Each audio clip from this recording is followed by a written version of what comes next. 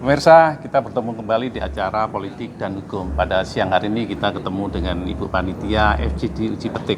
Bu, kira-kira apa yang bisa dihasilkan dari proses uji petik penyusunan kajian tentang advokat ini? Apa bisa yang disampaikan? Iya, yang pasti kita ingin menggali masukan ya Pak ya. Kita ingin mengumpulkan masukan-masukan dari khususnya dari pengurus organisasi advokat dan juga para advokat di daerah, khususnya di Surabaya. Hari ini kita mau mendengar bagaimana concern masalah yang terjadi soal kelembagaan organisasi advokat yang tentu saja kita ingin bisa diselesaikan melalui perubahan kebijakan ya. Salah satunya bagaimana kita mereformasi sistem organisasi advokat hari ini. Perkenalkan mungkin sebelumnya saya Tita Sari, saya peneliti di ICJR.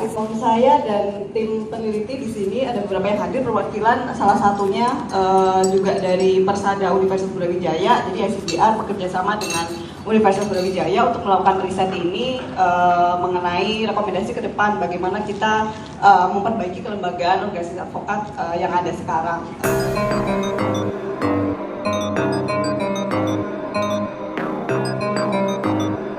Ini posisi organisasi advokat kan dalam keadaan baik-baik saja. Apa kira-kira harapan tiba-tiba kok ujuk-ujuk orang Jawa mengatakan ingin mengusung, ingin merubah apa kira-kira? Ya, jadi memang sebetulnya kita menemukan ada concern Pak, ada masalah mungkin di pusat khususnya ya dan juga di tim peneliti kita ada temuan-temuan soal proses protes dari organisasi advokat tertentu yang menjalankan fungsi OA tapi tidak sebagaimana dalam prosedur misalnya.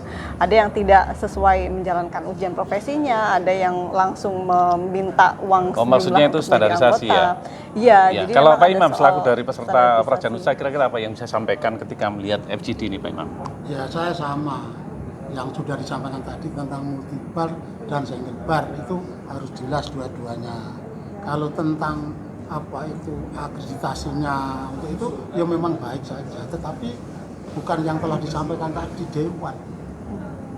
Yang disampaikan paling tidak kan universitas paling tidak secara netral. Kalau memang universitas baik, berikan begitu.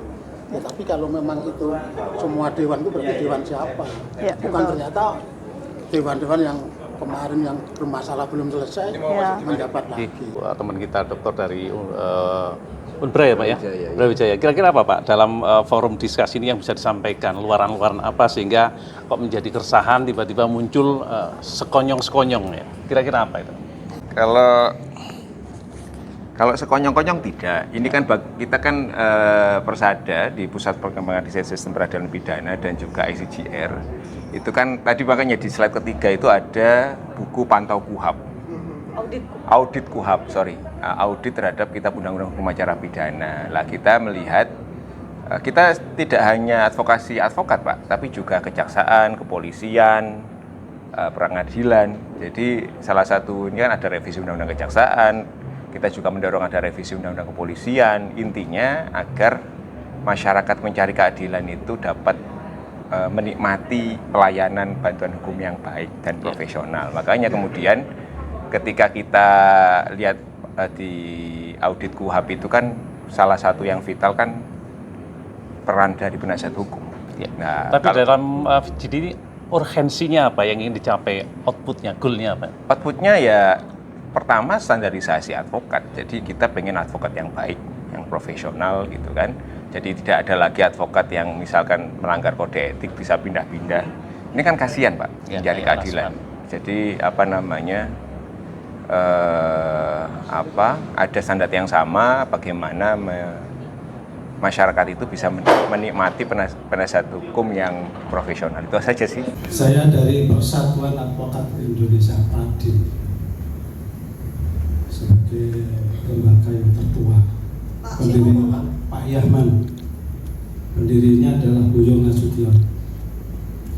Saya mencermati paparan tadi, itu saya nilai sangat bagus, tetapi sepihak, tidak memberikan konsep yang multibar. Bagaimana konsep yang multibar? Tadi yang ditawarkan adalah kebanyakan konsep single bar. Sebagai seorang peneliti sebenarnya harus memberikan suatu alternatif. Alternatif pertama, single bar itu apa, seperti apa konsepnya, multibar seperti apa. Ya. Ini karena apa? Kenapa ini bisa berubah seperti ini? Karena undang-undang. undang-undang yang baik itu harus memperhatikan arus bawah. Suatu contoh, partai politik. Tahun 55 itu berapa partai politik? Berkembang menjadi 3. Sekarang menjadi berapa sekarang? Pemilihan tahun yang lalu itu hanya berapa sekarang? Kalau nggak salah 18. Ya, tadi saya sependapat dari mana tadi dari Kadin ya. Biar alam itu yang menyeleksi. Karena apa? Disinilah nanti akan berlomba-lomba masing-masing OA untuk melakukan pendidikan secara profesional. Kenapa? Profesional itu sangat berat. Pendidikannya harus berkelanjutan, harus memiliki spesialisasi. Apabila terjadi suatu kesalahan, maka ada 3 aspek hukum yang dihadapi. Yang pertama adalah disiplin. Disiplin tentang tugas dan fungsi sebagai seorang advokat. Yang kedua adalah etika. Etika itu berkaitan dengan moral. Nah, kalau moralnya nggak baik, bagaimana bisa menjalankan profesinya yang sangat mulia? Bagaimana menjalankan profesinya dengan profesional? Karena profesional itu berkaitan dengan sumpah. Kenapa calon-calon advokat itu setelah dididik disumpah? Karena janji dia. Berjanji bersumpah akan melaksanakan tugas sebagai pelayan masyarakat, pemberi jasa hukum kepada pengguna jasa hukum untuk bertindak secara profesional. Tidak boleh ada kesalahan. Contoh aparat penegak hukum yang melakukan kesalahan disita kode etik. Putusannya Bapak Ibu sudah tahu. Di samping kode etik juga ada pelanggaran hukum secara positif, hukum pidana. Bisa juga perdata, bisa digugat secara perdata. Maka perlu dilakukan suatu pendidikan yang memiliki kualitas untuk mengarah yang profesional.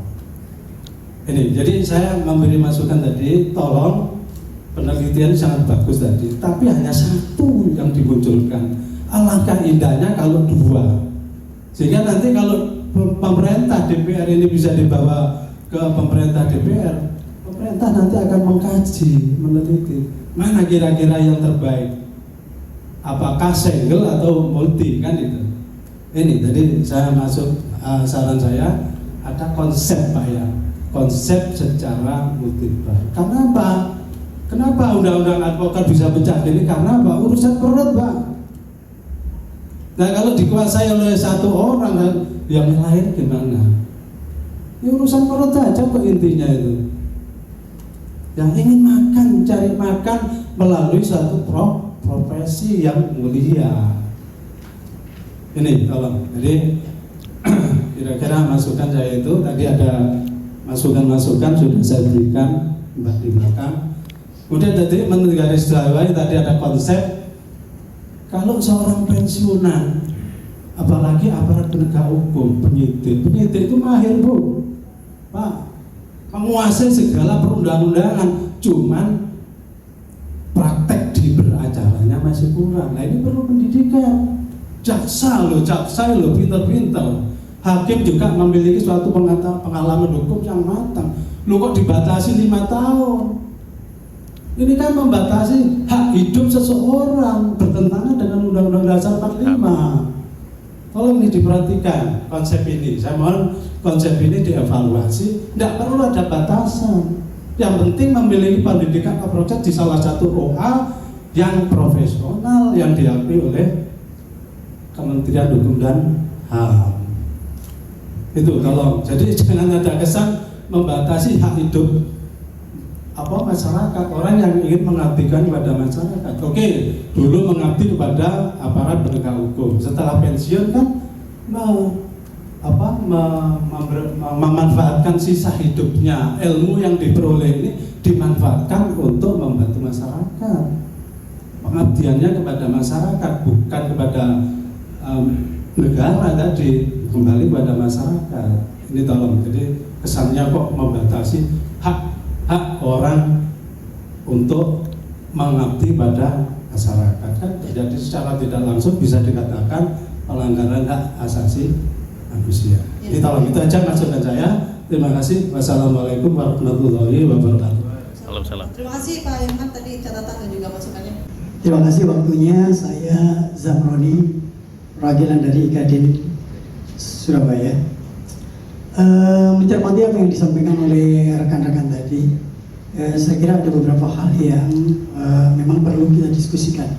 Yang pertama, saya mau bicara dulu soal single regulator. Berbicara tentang single regulator tidak dapat dilepaskan dari organisasi advokat sendiri. Apakah multipart atau single? Kan begitu. Tetapi kalau kita mau membuat single regulator, dan saya sepakat, saya setuju ada single regulator, itu maka sudah dapat dipastikan diperlukan single bar. Kenapa? Karena single bar adalah kondisi sine qua non bagi single regulator, dan itu berlaku di semua negara. Semua negara ada yang tidak mau common law, civil law semua. Cuma kalau di civil law seperti Belanda itu murni single bar murni. Sedangkan di common law seperti di Singapura itu ada LSS sama SILE ya. Kemudian di Jepang ada JFPA. Kemudian di Malaysia ada Malaysian Bar. Itu juga semua single bar. Cuma kalau yang common law itu sistem federasi, jadi ada distrik-distrik. Kalau yang civil law itu full murni, nggak ada perwakilan daerah. Nah di Indonesia ini aneh. Multibar tapi ada pusat, ada daerah, ada distrik. Ini aneh. Nggak mungkin kita akan bisa membuat single regulator. Kenapa? Pertanyaannya sekarang. Perwakilan organisasi advokat. Apa ukurannya? Kalau semua organisasi masuk ke sana, bisa ada 300 perwakilan di sana. Seperti anggota MPR. Atau kalau 60 tadi, Pak tadi bilang 60, anggap saja 60. Kalau keterwakilan setiap organisasi ada 60 orang yang ada di single regulator, di Dewan Advokat Nasional. Itu baru perwakilan dari advokat. Kalau hanya memilih 7 atau 3, dasarnya apa? Ukurannya apa? Nanti akan menimbulkan permasalahan baru. Pasti buyar. Siapa yang akan mewakili advokat di perwakilan organisasi advokat di sana? Itu sudah masalah. Makanya kalau membuat single regulator di semua negara, itu pun diperlukan single bar. Karena single bar itu yang menunjuk perwakilannya. Itu, saya nunjuk si A, B, C, D, C di Dewan Advokat itu bisa. Tapi kalau dilepas multibar, kacau. Pasti kan. Itu yang pertama. Lihat komposisi dari perwakilan itu harus dipikirkan. Kalau multibar, kalau single bar gampang, tinggal satu organisasi nunjuk semuanya. Kalau multibar biasanya apa? Karena di semua organisasi profesi begitu. Kedokteran misalnya ID, kalau mau masuk menunjuk di KKI, Konsil Kedokteran, tinggal nunjuk ID. Demikian juga notaris ini, kalau mau ke Dewan Kehormatan, tinggal nunjuk anggotanya, karena cuma satu. Kalau lebih dari satu, itu pasti kesulitan ketika membicarakan soal keterwakilan. Pertama, yang kedua, kemudian kita semua sepakat bahwa organisasi advokat ini harus memperkuat advokat itu sendiri. Itu saya sepakat. Sehingga undang-undang perlu memperkuat komunitas dan sebagainya. Tetapi kita juga tidak boleh lupa undang-undang advokat itu juga harus memberikan perlindungan yang seimbang terhadap klien masyarakat. Kenapa? Advokat tanpa klien nggak perlu advokat. Karena itu juga kondisi sine qua non itu terikat. Nggak ada klien nggak perlu advokat, bersama seperti nggak ada orang sakit nggak perlu dokter. Maka kita tidak bisa meninggalkan masyarakat atau klien. Pertanyaan sekarang, kalau multibar, bagaimana perlindungan masyarakat? Tadi sudah dicontohkan. Misalnya orang sudah disanksi, bisa pindah. Ini siapa yang dirugikan? Masyarakat. Masyarakat pengguna profesi advokat. Kalau mau melawan, saya itu sering ditanya, Pak ini anggotanya dari mana? Klien itu. Saya sendiri kesulitan. Klien minta Pak tolong itu diadukan, mengadukan kemana? Oh, nggak jelas dia anggota dari mana. Ini kan mempersulit masyarakat pengguna profesi advokat. Jadi kita juga harus memikirkan, belum soal kualitas advokat. Mohon maaf, ada yang berpandangan bahwa biarkan saja nanti advokat berjalan, nanti hukum alam yang akan menyeleksi. Ini naif menurut saya. Kenapa? Karena advokat itu profesi terhormat. Dia membutuhkan kualifikasi tertentu. Kenapa? Karena klien itu bukan orang biasa-biasa. Dia membutuhkan voter, bisa saja berkaitan dengan hal-hal yang vital bagi dia.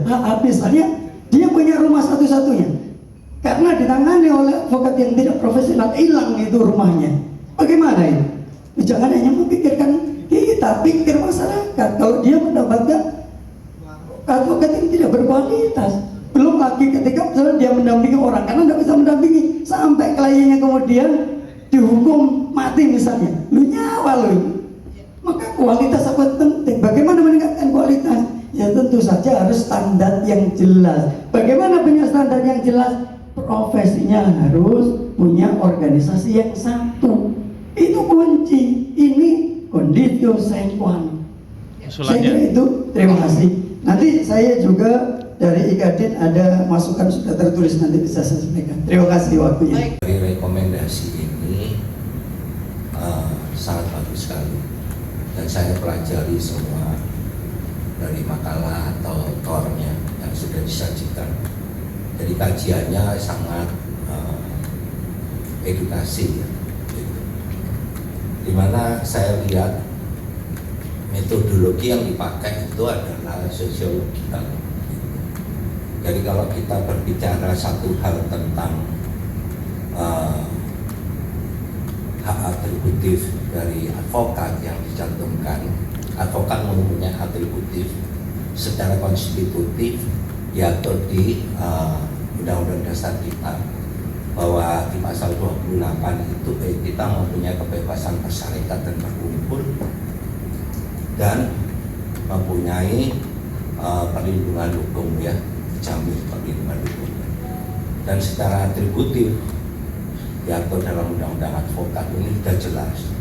Namun kita sangat menghormati ya, bahwa pada pasal 28 di Undang-Undang Advokat itu memang adanya satu-satunya organisasi. Tapi kita punya Undang-Undang Advokat itu belum diatur ya secara melalui peraturan pelaksananya. Ya. Jadi di sana yang dimaksud satu-satunya organisasi advokat itu bisa berfungsi sebagai single bar atau single regulator. Nah, itu tidak ada aplikasinya, implementasinya. Iya toh. Sejauh ini kita bisa mengevaluasi secara fakta bahwa mau single bar atau multi bar itu tetap saja tidak membentuk satu tujuan yang baik kalau tidak ada implementasinya atau peraturan pelaksananya itu. Jadi kita sangat apresiasi ya, apresiasi sekali dengan rekomendasi untuk melakukan perubahan undang-undang advokat itu. Menurut kacamata hukum saya itu terlalu sulit karena kita selalu dipolitisasi dengan keadaan-keadaan kekuasaan ya itu. Padahal sistem negara kita adalah sistem negara hukum, bukan Makstat tapi Rekstat ya, mengutamakan sistem menjunjung tinggi hak asasi manusia dan peraturan perundang-undangan, itu yang pertama. Dan sistem hukum kita memang dari studi banding yang dilaksanakan tadi, yaitu saya melihat mengambil sistem hukum dari common law Anglo-Saxon, padahal kita punya sistem fundamental civil law. Nama saya Dr. Rahman, saya dari Juristen Legal Indonesia. Saya mohon dicatat pertanyaannya ya Bu ya, karena yang pertama ini kita tuh diundang Pak secara formil, jadi dari undangan ini saya bertanya-tanya. tujuan mengundang ini dalam kapasitas apa, untuk apa, dan rekomendasinya bagaimana dan kemana, karena ini tahun politik ini tolong nanti catat itu satu. Yang kedua, bahwa kita tahu bahwa sejarah advokat di Indonesia mulai zaman Bali Van Advokaten, muncul PAI, muncul Pradin, muncul Ikadin, muncul lagi namanya Pradi, pecah sekarang jadi 61, bahkan tadi dari Pak Haryanto ada data 300 advokat ya Pak ya? 300 ya Pak ya? Dari mana ya Pak data ini Pak? Kita minta informasi dari Menkumham. Oh iya, cuman kami dapat dari Menkumham itu ada 61 dan setahun yang lalu sudah tidak boleh. Yang bentuknya tadi advokat. Iya, 61 lagi tidak boleh. Ya, yang jadi tema sentral FGD ini kan, yaitu saya melihat bahwa semacam launching single regulator dan ya. Jadi kami berharap agar mekanisme ini berkembang lancar, mengalir tanpa harus diarahkan di istilahnya dikondisikan, itu satu. Yang kemudian yang ketiga adalah kita tahu bahwa memperkuat kewenangan advokat itu yang pertama dan mendasar, bukan kita kemana-mana dulu. Karena apa? Kita lihat bahwa imunitas kita itu sangat lemah. Kemarin Mas Rizal bikin forum yang namanya seminar nasional yang bertajuk tentang menyangkut masalah obstruction of justice, kewenangan dan sebagainya dan sebagainya. Kita itu di situ lemah di situ. Nah, yang sudah berkembang, yang sudah baik, mari kita baiki, kita cari solusi yang terbaik. Jangan nanti kita arahkan, kita atur. Karena apa? Ketika sudah mengerucut satu single regulator itu kan arahnya nanti sama, single bar kembali. Lah, advokat-advokat organisasi yang lainnya mau dikemanakan dan kemana? Bukan lagi ini era-era lagi yang semacam, oh ini zaman aku, ini kup-kup dan sebagainya. Itu yang kita harapkan. Yang intinya adalah bagaimana clue-nya agar advokat ini punya kekuasaan yang sama di mata penegak hukum. Imunitasnya seperti dalam notaris, dalam wartawan, dalam bidang-bidang yang lain. Jadi itu yang kita tema sentralnya, bagaimana memiliki penguatan-penguatan. Perspektif dari bapak-bapak yang ada di sini. Tentu karena ini riset, jangan khawatir Pak, nggak ada kaitannya dengan tahun politik. Jadi memang ini murni dari masyarakat sipil yang ingin melihat bagaimana kondisi pengaturan pelembagaan advokat hari ini, termasuk implementasinya seperti apa. Itu kemudian ya karena ini FGD tentu kita lebih banyak mendengar daripada mengomentari. Karena nanti dari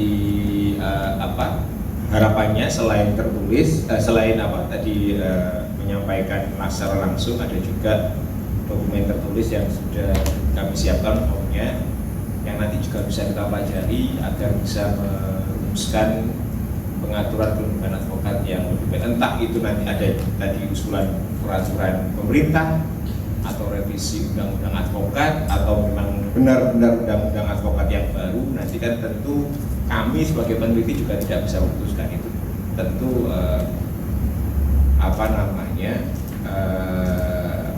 adanya di pemerintah dan DPR karena mereka berdua yang punya kewenangan untuk melakukan legislasi. Yang kita lakukan adalah collecting evidence, collecting data. Jadi kita ingin mendengar bagaimana konteks kondisi hari ini terkait dengan undang-undang advokat. Itu saja yang bisa saya sampaikan. Intinya kita mendengar dulu Pak, bagaimana di Surabaya kemarin kita sudah mendengar di Medan, tentu dengan perspektif yang berbeda. Kita juga ingin mendengar tadi dari Bapak Pradi, Kadin, ILI, KAI, kemudian Kerajaan Nusa. Kerajaan Nusa. Nah, ini kan berbagai macam organisasi advokat ini yang perlu kita ingat. Sebagai closing statement dalam FGD ini.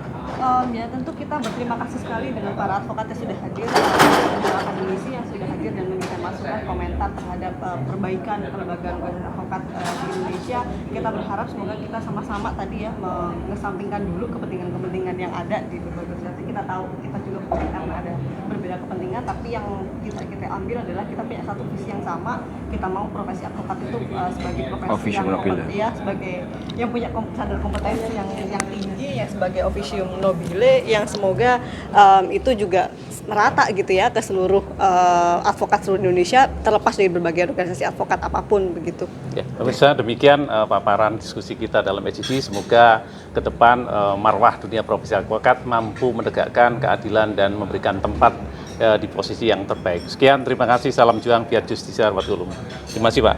Siap. Terima kasih, Bu. Terima kasih, Pak. Terima kasih.